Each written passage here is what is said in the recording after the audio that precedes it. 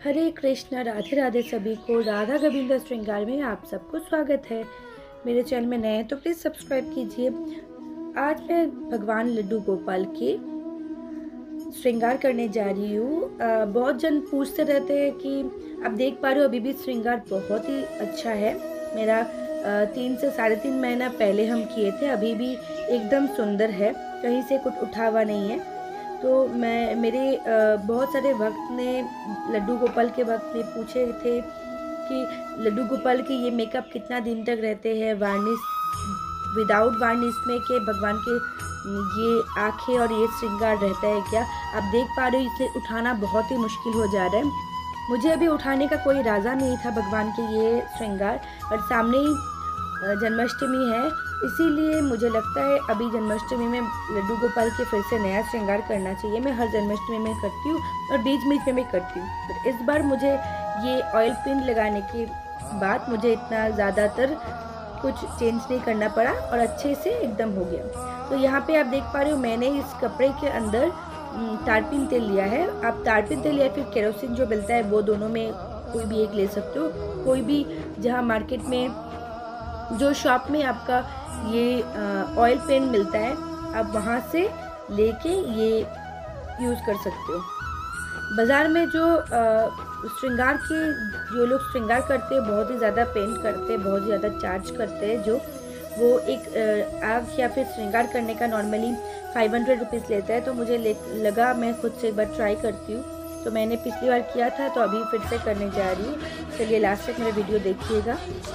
ये सारा तीनों लड्डू गोपाल का मेरा कलर थोड़ा बहुत छूट गया। अब मैं नहलाऊंगी। बस याद रखना है आपको, नहलाने के बाद ही आपको श्रृंगार करना है। मैंने यहाँ पे लिया है तिलक चंदन या फिर गोपी चंदन। बाज़ार में गोपी चंदन या फिर अमेज़न कहीं पे भी आप गोपी चंदन ला सकते हो खरीद के। तो मेरे पास गोपी चंदन नहीं था और मैंने यहाँ पे जो तिलक हम लोग डालते हैं माथे में, उस तिलक मिट्टी से अलग से खरीदा मिलता है शॉप में। तो बहुत जन पूछते रहते हैं मेरे इतना पुराना लड्डू गोपाल है, इतना सालों पुराना है, फिर भी इतना ज़्यादा कैसे चमकते। तो आप यकीन मानिए मेरा, अगर आप इससे हर दिन भगवान को नहलाएंगे और इससे मालिश करने के बाद ही भगवान को स्नान कराते हैं, और ये आपका लड्डू गोपाल या फिर कोई भी पीतल का भगवान एकदम बहुत ही ज़्यादा चमकने वाले हैं। बस आपको ध्यान में रखना है, ये गोपी चंदन जो है वो आपको लगा के उसके बाद आपको 1 से 1.5 मिनट तक आपको छोड़ देना है।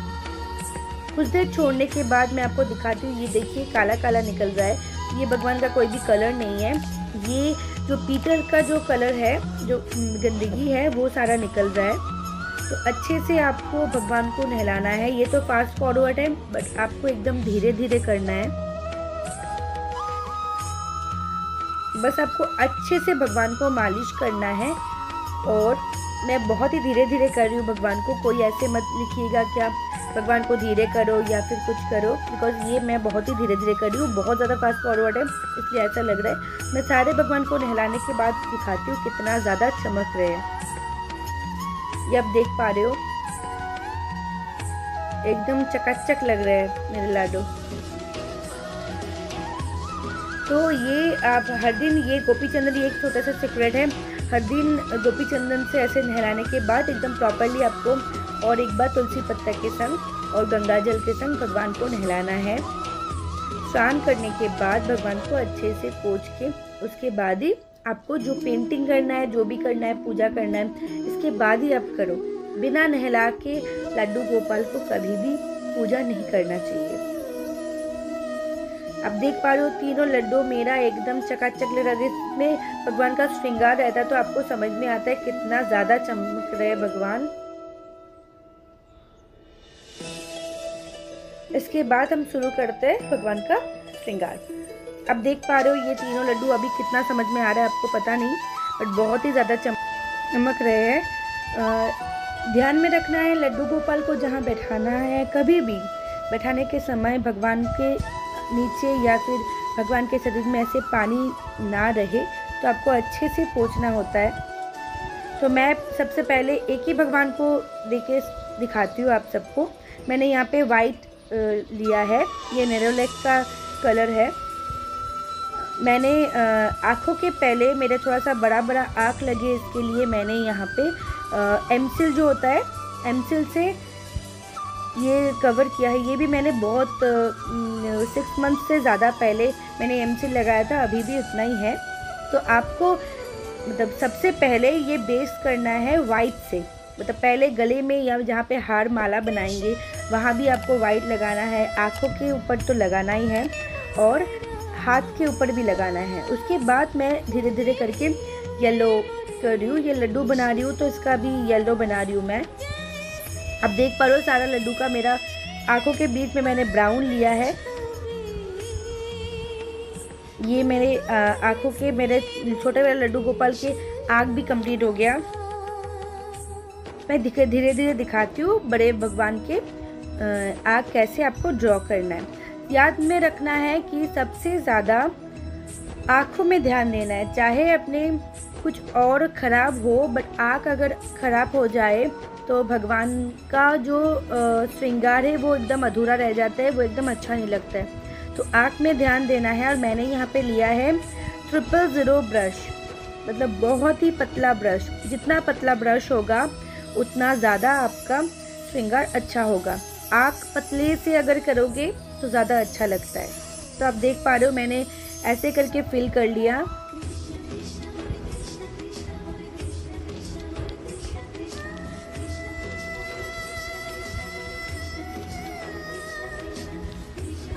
भगवान को जब भी श्रृंगार करे या फिर कुछ पीतल सोच के या फिर कुछ भी सोच के आप जो घिसते रहते हैं सामान, तो उसे ऐसे मत किया कीजिए। ये लड्डू गोपाल है, ये मेरे छोटे से नन्हे बालक है। उन्हें प्रेम से एकदम अपने आंतरिक से अपने प्रेम से भगवान को जो भी करते हैं, भगवान को खिलाते हैं, भगवान को पेंटिंग करते हैं या फिर श्रृंगार करते हैं। तो भगवान को जब भी श्रृंगार करें, भगवान को कहना ज़रूरी है भगवान को कि भगवान मेरे प्रभु आप किसी और विग्रह में स्थापित हो जाइए, अभी इस विग्रह में मत रहिए। चाहे आप जितना ही आराम से करो तब भी आपको उल्टा ऐसे पकड़ना पड़ रहा है, ऐसे करना पड़ रहा है, तो ध्यान में ये रखना ज़रूरी होता ही है। ये आप देख पा रहे हो मेरा दोनों लड्डू गोपाल का आँख कंप्लीट हो गया। बस ध्यान में रखना है एक के बाद एक कलर जब कर रहे हो थोड़ा सा लेट करके करना है, कारण एक कलर ये ऑयल पेंट है तो ये थोड़ा सा लेट से सूखता है। तो उसके लिए आपको धीरे धीरे करके, मतलब एक कलर किया उसके बाद थोड़ी देर वेट करना है, उसके बाद फिर और एक कलर करना है। तो मैंने अभी ये 2 भगवान का कर रही हूँ। वो वाले जो और एक मेरे लड्डू गोपाल हैं उनको मुझे आँखों में एमसिल लगाना है, उनका एमसिल नहीं था तो इसलिए मैंने एमसिल लगाने के बाद ही वो भगवान को मैं कलर करने वाली हूँ, श्रृंगार करने वाली हूँ। अब मैं भगवान का लड्डू और जो बाकी चीज़ है उसमें मैं कलर करती हूँ।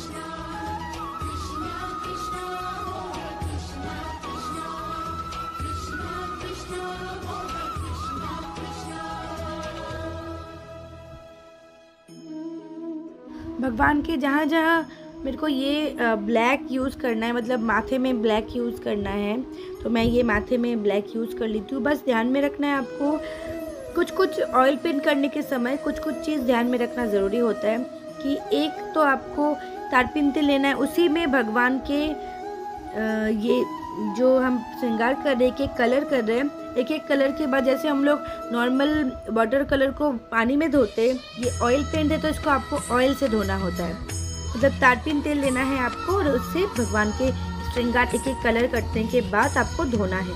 तो आपको क्या करना है, धोने के बाद एक ध्यान से रखना है कि आपको एक सूखे कपड़े भी चाहिए जो हमेशा पोंछने के लिए काम होगा, ये कंपलसरी है। 2-3 ब्रशेस, कलर्स और एक सूखा कपड़ा और तारपीन तेल, ये आपका कंपलसरी कुछ चीज़ है। उसके बाद आप देख पा रहे हो मेरा लड्डू का माथे के ऊपर का सारा होने के बाद मैं सिर्फ गले में ये थोड़ा सा ब्लू ऐड कर रही हूँ, ये थोड़ा सा और प्रोमिनेंट लगेगा। ये आप देख पा रहे हो।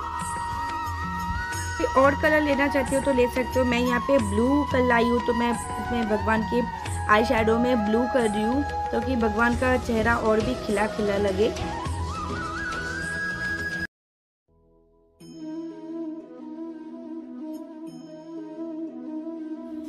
ये देखिए अभी कुछ ऐसे दिख रहा है लड्डू गोपाल।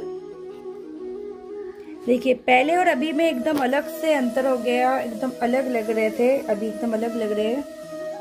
चलिए आंखों के बीच में एक छोटा सा व्हाइट लगा दीजिए पॉइंट, तो फिर आँख और भी सुंदर लगेगा। आप देख पा रहे हो इसमें। इसके बाद थोड़ा सा सूखने के बाद आप इसके ऊपर अप्लाई कीजिएगा वार्निश। इससे थोड़ा सा ज़्यादा ग्लेजी लगते हैं भगवान के जो श्रृंगार है ये। और अगर आप ये चीज़ मैं आपको दिखा देती हूँ, वार्निश का ये कलर ये है। और जहाँ जहाँ मैंने श्रृंगार किया है, जहाँ जहाँ मैंने पेंट किया है, वहाँ मैंने वार्निश लगा दिए। आप देख पा रहे हो कुछ इस तरह दिख रहे हैं भगवान। अब इसे सूखने के लिए तो 24 घंटे से ज़्यादा आपको छोड़ना है, बिकॉज एक कलर होता है जो नॉर्मल कलर होता है उसका, एक कलर ऑयल पेंट का, उससे थोड़ा सा 24 घंटा लगता है। और आपको ऊपर ये जो कलर है इसके ऊपर वार्निश दिया तो और थोड़ा सा समय लगता है। मुझे ज़रूर से ज़रूर बताइएगा ये आपका श्रृंगार कैसे लगा। चलिए राधे राधे।